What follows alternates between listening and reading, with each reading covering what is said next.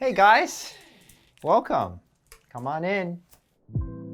Today we'll be sitting down with Joseph's son as he shares about growing up being outcasted, trying to fit in, and the defining moments that led him to discover his true identity and calling. Growing up, I knew 3 things as truth. 1, I'm the black sheep of the family. 2, my father was always angry. 3, my life goal is to make a name for myself. My grandma, who's a very strong spiritual leader of the house, will teach us and to pray and to declare his word over any trouble that we might run in. And that's how I was growing up. At the age of 14, when we moved to America, we were immediately enrolled to school, and at the time it was my high school years. So it was fairly difficult for me to fit in. For me, it was really hard to adapt. But at the same time, I had to find various ways to become part of the group.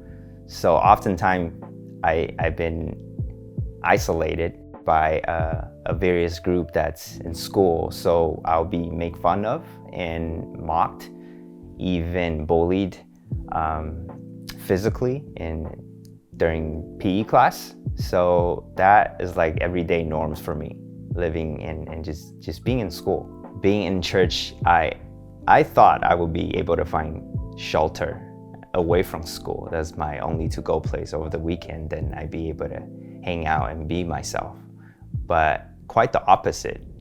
Like church people that I thought would be accepting and loving actually turn to become rejecting and judging of everything that I do. So because of that, I just like the third truth that I share, that I really want to make a name for myself instead of being judged and being pushed into the whatever agenda they have. I have a very well-known brother who's a great worship leader, very renowned at that church. So people normally like poke fun of me and compare me with my brother in so many ways. They don't even remember my name, actually. They call me Josh's brother. Having a brother like that put a lot of weight on me because people expect me to do the same or somehow similar to what he's doing. I'm quite the opposite of Josh. So to me, it was really hard to try to live up what people expect of me. Finally, I got sick of it. I just said I had enough and I want to make a name for myself. From now on, I don't want to listen to nobody. So after I turned 18, that's when I got my driver's license. To a lot of people, it was just a permit so to move you from point A to point B. But to me, it was a ticket to escape from all the rules, all the judgment people have placed on me. I want that respect. I want to be accepted. So I made a lot of friends outside of church which I'm fairly comfortable with, and because there's no one there for them to compare me with, I get to live the life that I want to live, making choices, good or bad. They won't judge me because there's no moral standards. They just do whatever that pleases you. So that really made me happy at the time. No, I just got a little emotional when I'm talking about these things. So I'm like, oh man, it was tough. It was a tough time for me, yeah.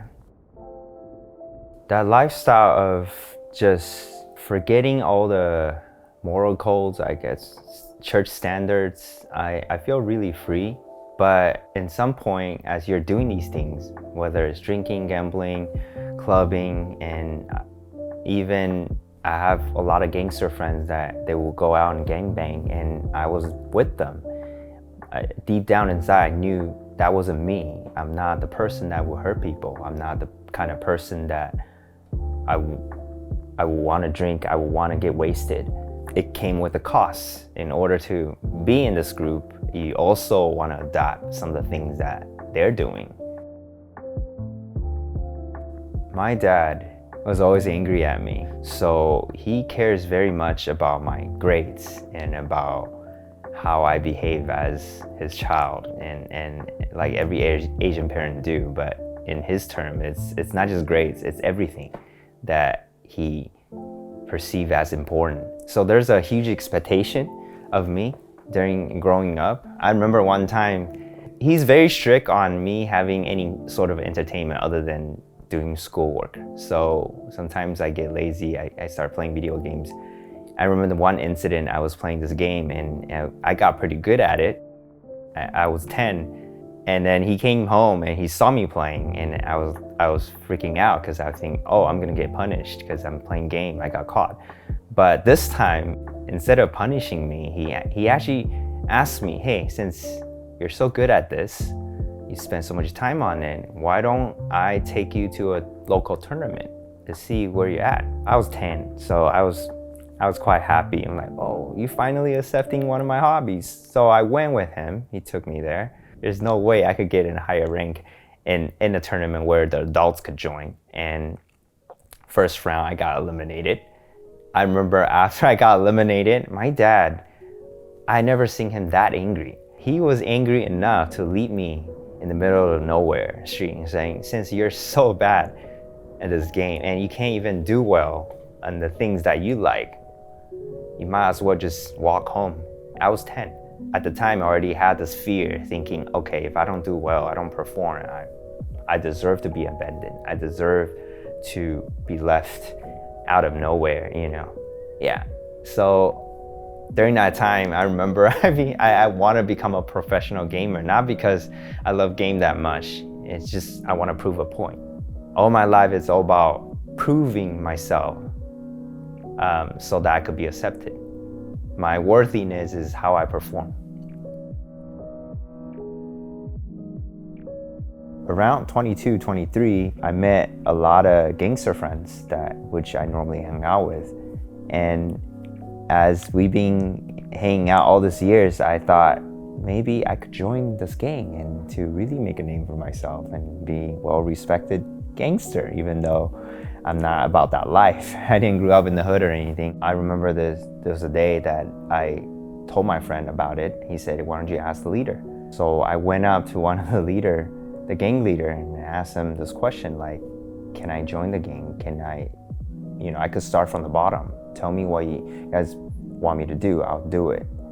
And then I remember him answering me in Mandarin, say, 为什么你要做流氓? And then 我就说，因为我想要跟你们一起进这个帮派。And then when I told him that, surprisingly, I thought he would set me right on the spot, because why not? Use me for anything, smuggle drugs or do your dirty work. He didn't say any of that. He actually said, you're not about that life, and I see you as a tender person. There's a bright future for you. And he said there must be something else 你可以去做的。那我听到我就觉得，哇，这好像是神在对我说话。他知道说我不是那样的人，然后他要用我去做更伟大的事。所以我听了那件事情，他不但请我吃东西，然后让我坐他的车，然后送回家。然后我觉得整个 experience is weird because I was expecting something else. Not only, and he wasn't saying all that to put me to shame because it was just me and him. He wasn't calling me out as, oh, you're being soft. No, we don't need you. He didn't say any of that.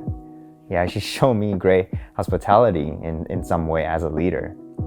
So that really touched me. I felt like that was God directly speaking to me through another person who doesn't even know him.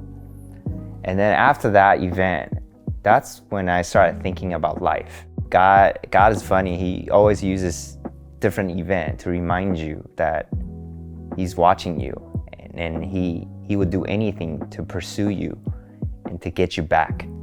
And as a father, it's just this reckless, relentless love that he has for me and for the world.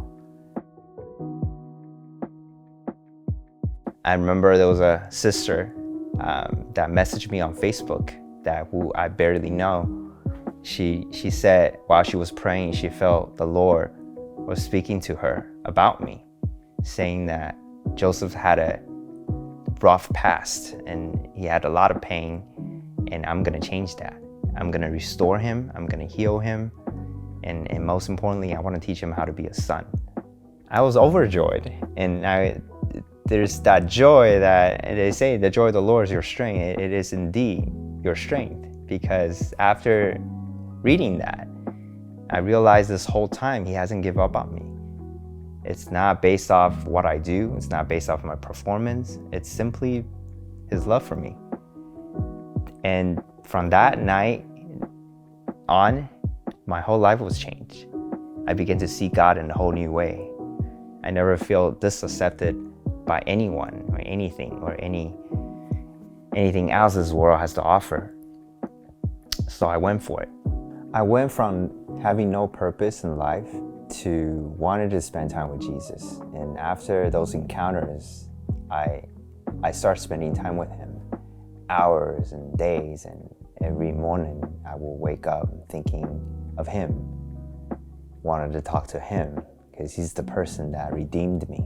And through that, I was relieved and liberated from the old addiction that I had, which is drugs, pornography, and smoking habit, and the need to swear, the need to vent out my anger. He also got a hold of my heart and gave me a whole new desire, which I never had, of speaking to people that went through the same thing that I went through, maybe having a similar experiences about their lost identity, about seeking acceptance and feeling rejected throughout their lives. And that really defines who I am, what's my purpose and of life, is to help others, is to bless others with the experiences I had, even though it wasn't a healthy one, but God turned what's evil for good, and just like the story of Joseph in the Bible. Throughout my journey with God, I've been giving a lot of prophecy about the significance of my name, Joseph, just like the Joseph in the Bible also had many meaningful dreams. I was given a lot of meaningful dreams throughout the journey that I walk with God.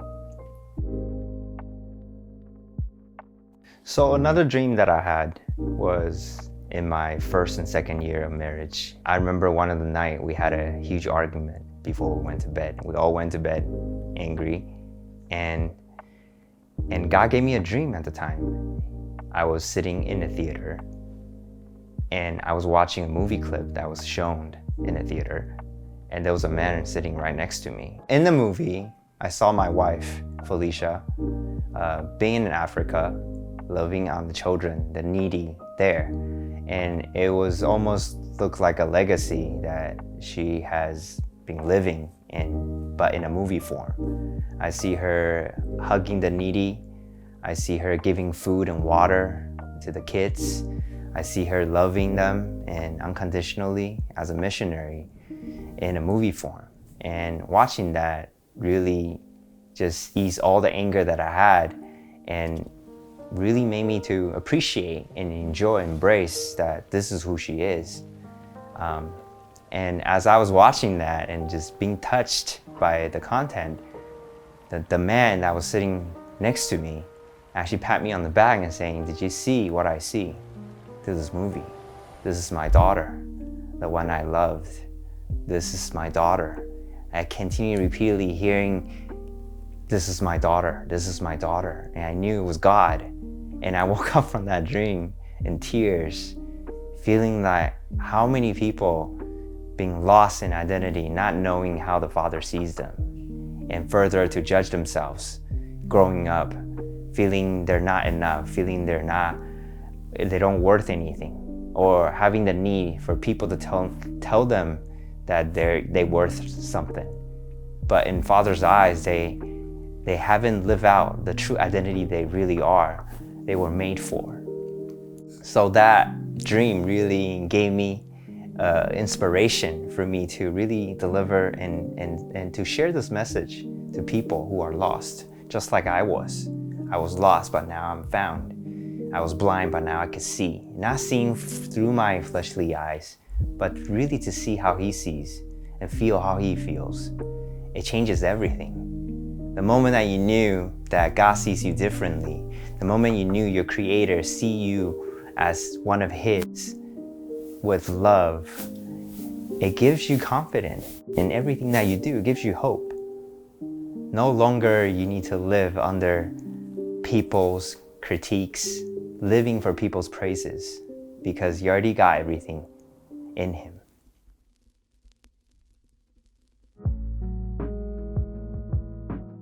We hope you were encouraged by this episode of Defining Moments. Be sure to like, subscribe, and share it with a friend. Also in the links below, you can stay connected with us on Facebook and Instagram as well. Hope to see you there. God bless.